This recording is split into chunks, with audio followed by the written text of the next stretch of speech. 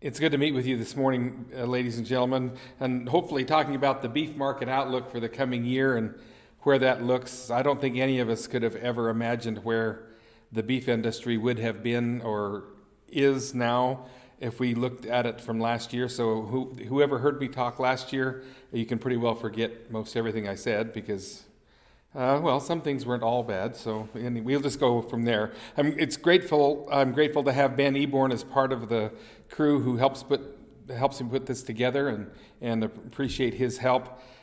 Today we're going to look at demand and supply, and then price outlook, and then we'll just briefly talk about some management strategies that you might be able to use. You know, when looking at demand for beef, certainly that's been a really strange thing this year as we've gone through. How we going to calculate demand when beef has seen some really strange things? You know, we've gone through a period of really strong economic growth until we stopped having economic growth, and that kind of is that COVID time. If you can see, this is by quarter. So the quarterly domestic or GDP, gross domestic product, you can see that we dropped just right off the map, and we've recovered drastically from that, so we're in a very much better place. But certainly we stopped all that economic growth that we used to have. Just like in 2019, we used to have jobs. Everyone had a job, basically, in 2019. And then when we get to the first quarter in 2020, going into the second quarter, we had a whole lot of people lose their jobs, and that's certainly what's shown here. And many of those jobs have returned, but still and yet there's a whole lot of people that still don't have any work going. And so to say that we have recovered from that is obviously not true. And so we have some things we've got to adjust and get right with our job market.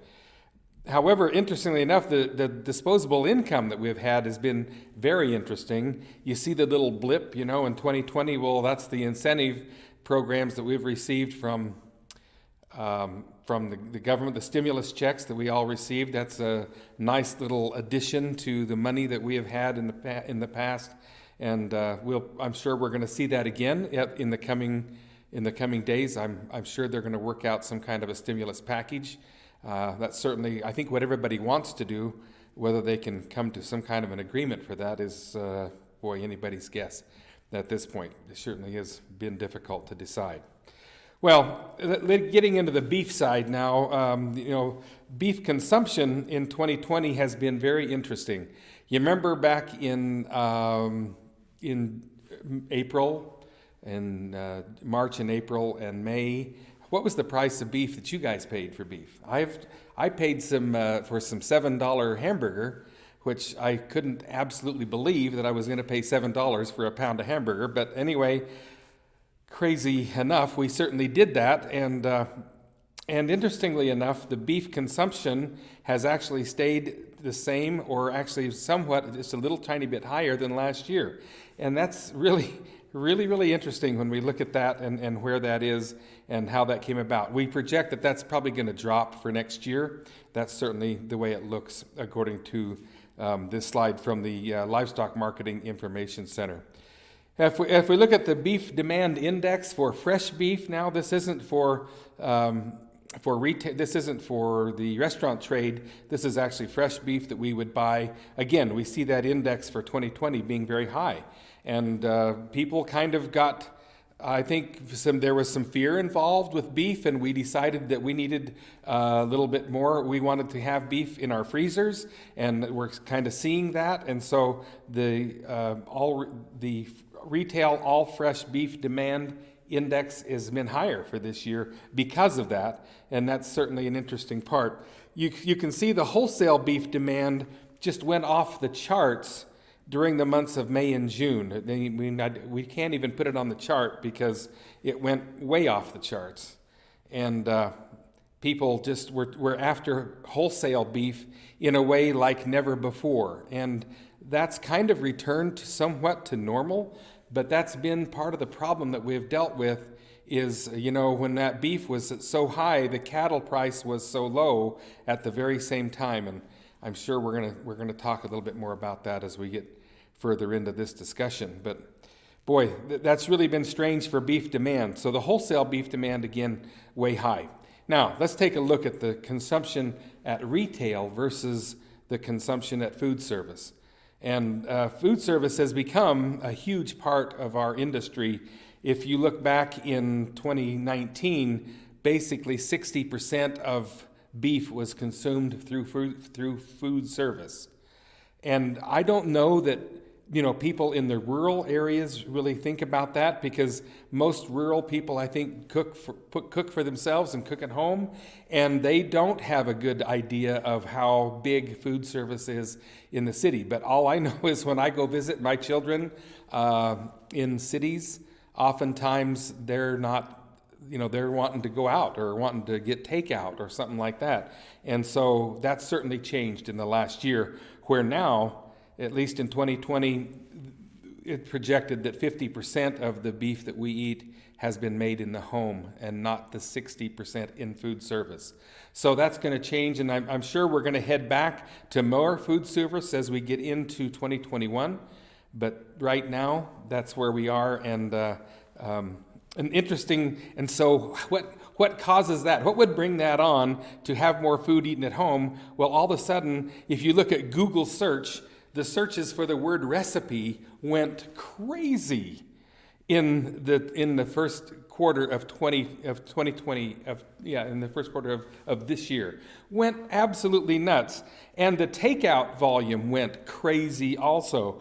And so even though that's come back down to a level that is at least close to what it was, it's still 16% or 32 or 13% bigger than it was comparable a year ago to who was getting doing Google searches for takeout or for the word recipe. So you can see that's really changed, and we're cooking a lot more at home. I frankly think that's a good thing. I'm a cook, so I like to cook. Hopefully that's rather obvious. Cooking is something that I really enjoy, and I think people are learning to enjoy it. When I see food classes now, they're filling up. Whenever we do food classes in our office, we certainly see those classes being full because people have a greater interest in preparing food at home. And frankly, I think it's really exciting. But it's not helped the food service industry very much. So looking at the USDA all fresh retail beef price, the price of beef was sky high, right? And again, the months of May, June, July, it was crazy. And we're kind of moving down to that area to where it's a little bit more acceptable to us now. And we're finding deals on beef so it's not nearly as expensive. But that really sky high beef price, and then at the same time, the cattle price was in the toilet. And so you had that discrepancy between high beef prices and low cattle prices, which really made the world upset and mad. But the whole idea of leverage within our system really came to an understanding of that. And beef packers, if we think back to 14 and 15 and those times when our cattle numbers were way down and the price was way high for the beef producers, a lot of packers went out of business during that time because there weren't enough animals to fill those packing plants. So they dropped out, and now we are in a position where those packers have all the leverage. They get to tell us which animals get killed, how many get killed, when they will die. They have all the power. And so that's going to have to change before we really change this ability to have a cash market and the retail beef market be closer to the same. And so I'll tell you, this cattle market versus the beef market is really interesting. And we're getting back down we're getting to a level now that's more even and more normal for us. But and you can see that in that slide. Okay, but we'll talk about leverage a little more later. Okay, so let's just do a little interesting look at the retail sales of meat in 2020. Total meat sale tonnage at the retail level was up 9% January through October, again, in this year. The total dollar sales increase at retail it was up 18%, or $11.5 billion. That is just huge. So the beef share of that increase in spending was 43.5%. And that tells me that people were willing to spend more on groceries and they were really willing to spend it on beef. And I think that's fascinating. We have been worried about beef being consumed for years in the beef industry, thinking that we were going to lose market share. But I'm sorry, but I don't think there was a lot of Impossible Burger that was being sold at the time during this time. That was still on the shelf, whereas the beef shelves were empty. And I think that's really important for us to realize. All right, let's jump to demand for exports now. I think that's also really an important story. If we can look at this slide, we see this cattle facts slide. We see that exports continue to be a major player, and there's a kind of an upward trend to exports all the way through to the end. We know that imports kind of go up and down, but we see a trend for exports to be basically increasing. And I think that's really important for us to see at this time. We heard a talk during this U.S. Meat Export Federation, during the Cattle Facts meetings. Those guys came and spoke, and I'll tell you, they had some fascinating slides. So I just picked a few of those out for you to see. So in this slide here, we have our largest importers, or are the people that we export to the most in this slide. And so Japan, Korea, Mexico, China, those are the people that we export the most to. Now, China hasn't been a big player necessarily, but we're looking for them to become a big player. If we look in that 2021 forecast in that darker blue on the right-hand side of the graph, you can see that that's supposed to raise up. We calculate that to raise up to increase 28%. That's a pretty huge increase. And the trade issues that we have had with Japan and Korea, those trade deals that we have made, have been phenomenal. And we are able to do a lot there. And so, in fact, let's just go to the next slide. Chilled beef imports to Korea, if we can look at that. Now, this is chilled beef. It's not frozen beef. People in Korea and, frankly, in most of the rest of the world, they don't really get into much frozen beef. They like it to be chilled, not cryovac, but vacuum packed and sealed, and then chilled and then shipped. And chilled beef imports to Korea, we're really taking the reins there away from the Australian beef. Australia, got caught in a terrible drought there, which decreased their cattle population. We were able to move in and take a lot of the market share away from Australia during that time, and they are now our second highest importer of American beef. And interestingly enough, if you go to Costco in Korea, they have the number one meat. The place where they sell beef, like a meat counter, is in Costco in Korea. That's the number one place in the world. It's just incredible to me that sells beef in Korea. And I think we think that we have the corner on the market of beef here in this country. I'm just telling you, Koreans love American beef. And you know what? They're not after hamburger. They're not buying hamburger. They're buying very nice, high cuts, high quality beef. And actually, two of the largest meat counters in the world are in Korea, both of them at Costco's, at two different Costco's in Korea. Boy, I doubt you knew that. I certainly had no idea that was going on. So let's look at exports to China. We had basically no exports to China through 2005, through 2016, and now we're starting to get some exports to China, and we see that as a place that's really going to take over, and we're going to get a lot more beef into China. China's a big country. China's got lots of people. They can eat lots of beef, and so getting in there has really been important for us. So I guess the take-home message is, if we can look at this slide, again from Cattle Facts, we see that they have projected our beef exports into 21, 22, 23, 24, just kind of as a straight trend going forward and a straight trend going up. And I think we're going to see that, and I think we're going to continue to see that. I don't know if the billion pounds is so important necessarily, but I think the trend is there, and the trend is going to be up, and I think that's what we're going to see. All right. The other side of this, the export market that we have, they're not after hamburger. They are after choice beef or higher. They're not after. They're really enthralled with grain-fed, really high-quality beef from the U.S. And so here we have the percent choice or higher of beef that back in 2009 to 2014, we were about 73%, 70% choice beef and higher.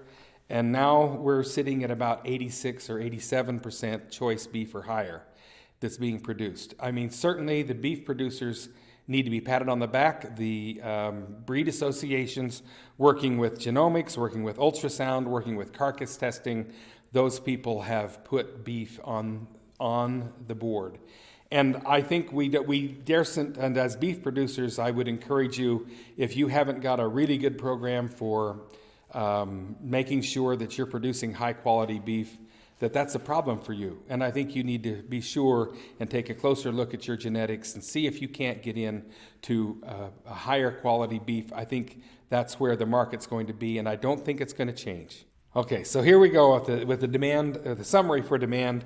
Even in the months of COVID, the beef kind of suffered for a while, but I'll tell you, we kind of really recovered from that, and certainly the consumption of beef has been pretty good this year. It's probably going to be just a little bit lower than we wanted, but we can't hardly take out the whole restaurant business trade and expect that we're going to be the same on beef consumption. That's certainly a problem, but people preferred beef. When push came to shove, people wanted beef. And I think that's really important to understand and realize, and we got to try to capitalize on that, right? I think that's really important. Certainly, we want good beef produced, and I think that's the stuff that we really need to remember as beef producers. Let's produce the good stuff. Now, some things to watch for. The beef consumption is somewhat steady, but it's actually projected that we're going to lose market ground in the U.S. for beef. And I we're looking for 2021, at least the projection is that it's going to be down somewhat. And so that trade is really an important part of this, and those exports are going to be important. We know that there's competition out there, but we know that U.S. beef does very well in that competition. And the economic growth of our trade partners is kind of a critical thing here, because the trade partners, as they raise their economic level, they actually buy more beef. And so that's really good for us as beef producers. If those people have more money to spend, they like to spend it, and frankly, they like to spend it on high-quality beef, and I think that's really good for us. All right, let's move into supply. Where do you think it's all going? Where are we headed with supply?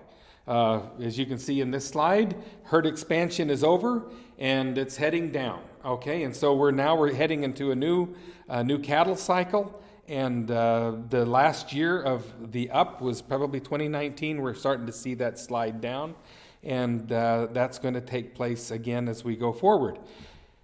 If we look at the calf crop, we can see that it's the same thing, right? Less cows, less calves. I don't think that's rocket science for anybody. So we pretty well know that. Again, if we look at the percent change in cattle inventory, again for 2020, we're going to see that drop. Oh, it's less than 1%, but it's still like that negative 300,000, like it said in that other slide. So we can see that the cattle inventory is dropping.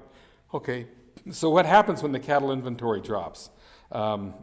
The interesting part about it is because of if we think about the high carcass weights that we had this year, beef production per cow was actually on the rise. And that wasn't just because of the carcass weights that we got into because of the beef that were slow to get slaughtered. But our beef production per cow is on the increase. So we can actually have less cows and still produce more beef. But we're going to get to the point where that's going to drop because our cow numbers are going to be such that we're just going to be able to, that's going to drop off. I wanted to show you about those carcass weights. This is a slide from CZ Cattle Market Analytics, LLC. I just barely found this slide. I think I found it this morning. And so this changes every day, if you can imagine, which I'm sure you can. Look at the carcass weights in 2020 compared to the weights from other years. And you can see that it's it's way off the chart. It's a much higher level, and we're starting to get the other end of those down. But I know some cattle just went to market just the other day that were over 1,500 pounds. They're going to have a high carcass weight, and we're going to hit the end of that very, very soon. And so we're going to see those drop off. But certainly that's been something that we have handled, and so we'll just go ahead from that. So let's look at the supply of heifers being retained for replacements. We know that is also dropping. This is the third year in a row that we're seeing that drop. And so with that, we're going to get less cattle. And so if we can look at beef production per quarter for the past few years, again, this is per quarter. So we have August in 2015 to 19 in the red. The 2020 is the dark blue bar, and then 2021 is the blue, and then 2022 is the dark brown. We certainly see that in the second quarter of 2020, beef production really took it in the shorts, right? Because we weren't able to get animals killed, and so that really dropped it down. Now, we have recovered from that, right? If we get to the third quarter in 2020, we see way higher production because of people in the slaughterhouses, slaughter plants working 6 days a week. We were actually able to push that so that it was like we had another slaughter plant actually running, because they all did the 6 day a week thing, and they can produce enough animals in a day in all of those plants that it actually compensated. So now we're actually back up and had higher slaughter rates in the second and third quarters, or third and fourth quarters. Now, we see that in 2021, that's probably going to be less, and even less than in 2022, just for the simple fact that we're going to have less animals available. All right, so to summarize supply, obviously herd expansion is done.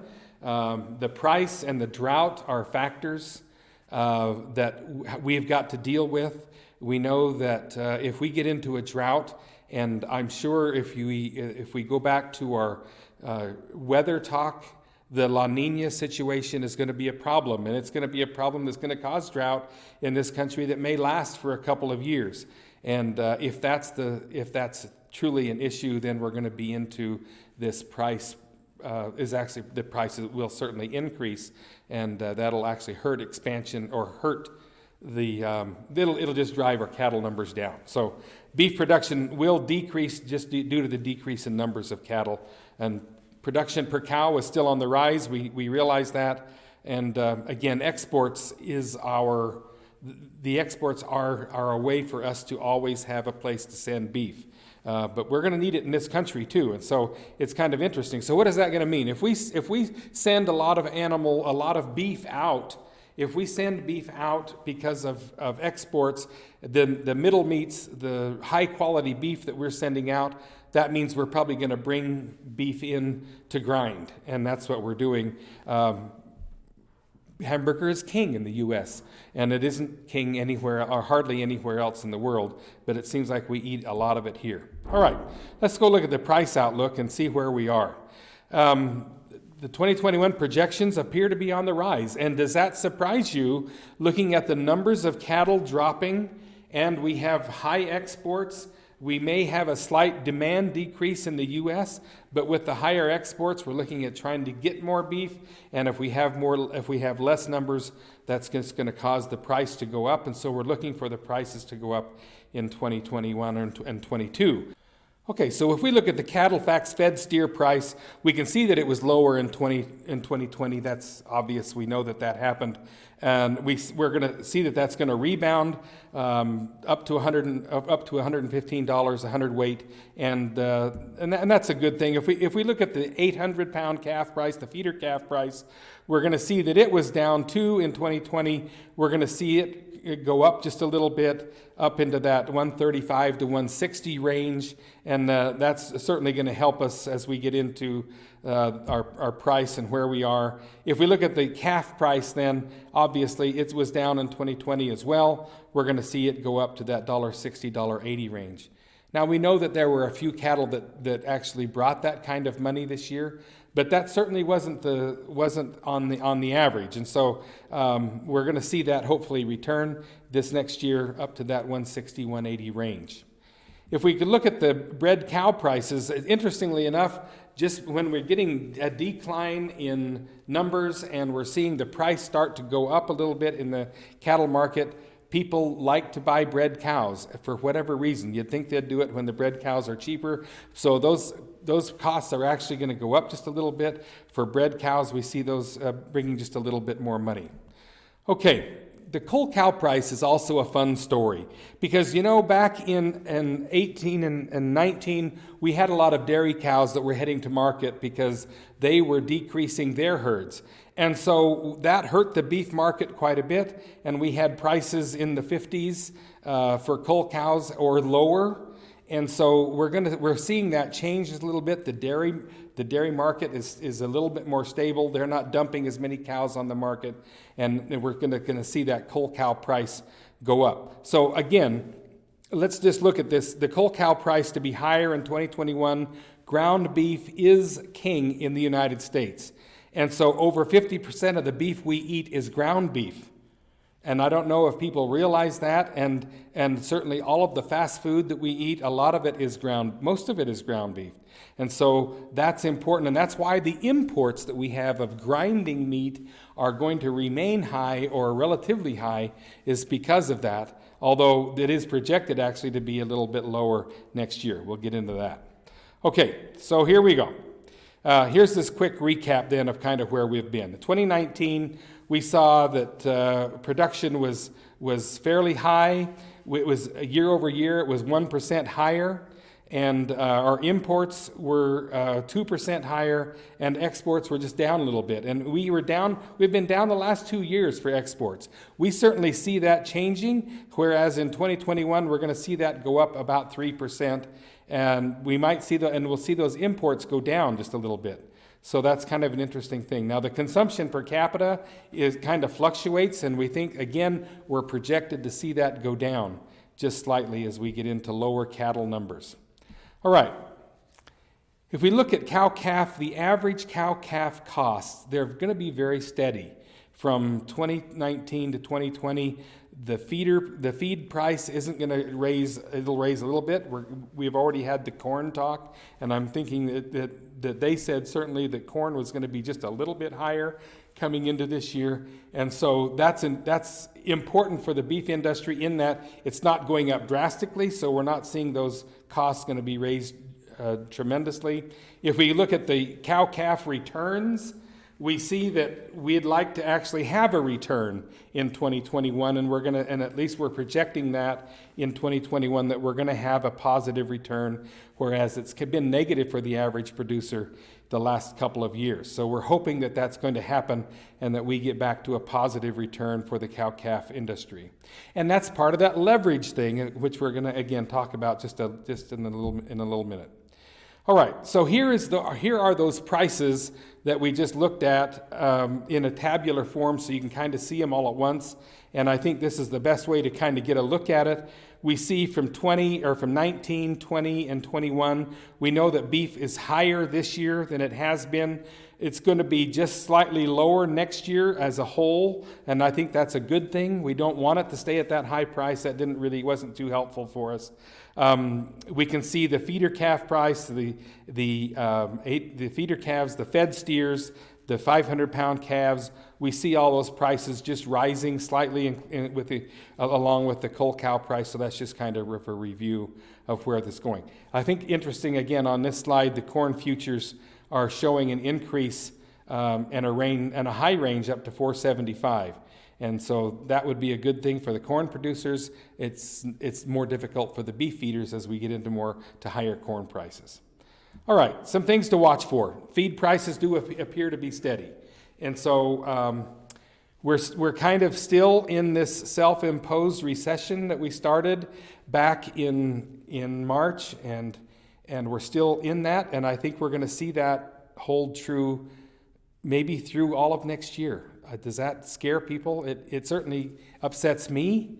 I'm not happy with that, but I think it's certainly possible that that's going to happen, that we stay in this closed down mode for a while longer, and that's going to be, we've got to kind of work through that in order for things if we return to some semblance of normalcy. The China deal is not small. It's actually a big deal, and we're hoping that that's going to take off and we're going to get more exports into China. We know that the trade with Japan and Korea are huge, and they already handle that. We could overrun the amount of beef that we send to Japan and Korea if China really takes off. I think the real question is, are we going to have enough beef to send there? And maybe that's the question. That's going to certainly drive our prices, I think, a little bit higher. So exports continue to drive our beef market. Certainly we need to produce good beef. That's what people want. That's what the market demands. And that's frankly what people pay for. They want good quality beef, and I think we need to be sure that we're producing that. The La Nina problem can be an issue that we need to deal with. And to say that it's not going to happen, that we're not going to have a drought, the La Nina seems to have a lot bigger problem in the Midwest than it does in the Pacific Northwest. It doesn't seem to affect us as much, but I think we're also going to see drier areas, and that's going to be difficult for us, but it's going to be especially difficult for the Midwest, and we're going to see those cattle numbers drop because of that. Now, leverage in the beef world is a true issue. Again, the leverage started back in 13 and 14 and 15 when we had very low cattle numbers and we had too much shackle space, and so those places went out of business. And now we're just stuck with 4 to 5 or 6 big beef slaughter plants, and that's what we live with. If one of those goes down, what happens? We have a major catastrophe in the beef world. We're going to stop that, and I think, and we're going to stop that by bringing more shackle space on board. And this year alone, we're going to have 3 new plants start. These are not big, huge plants. These are plants that will take 500 head apiece. And those are plants that we're going to bring on board to help with the leverage. So the packers can't dictate what's going to happen. They're going to have to say, well, now I've got to compete more for these animals, and I'm going to be willing to pay more, and these other slaughter plants will be able to pay as well. So we have more choices where animals go, and hopefully that's going to improve the beef market considerably. Hopefully we're going to learn something from this COVID year that we have spent, that we don't need to be doing that again. We even have a plant going in Jerome that's going to kill 500 head apiece that AgriBeef is building. That's a big deal. That's a big deal to this area. To the producers here, that's a big deal because they now have another place to send their animals. And I think you're going to see that be a real boon to the beef industry, in that we don't have to be held hostage anymore by the beef packers. So with that, I hope you have a much better year than we had this year. I hope it's a little bit more steady. I hope we can get out and be able to talk and enjoy our families and enjoy other people, and hope you have a good year. And hopefully if you have any questions, we'll try to take some questions as we go forward. Thank you.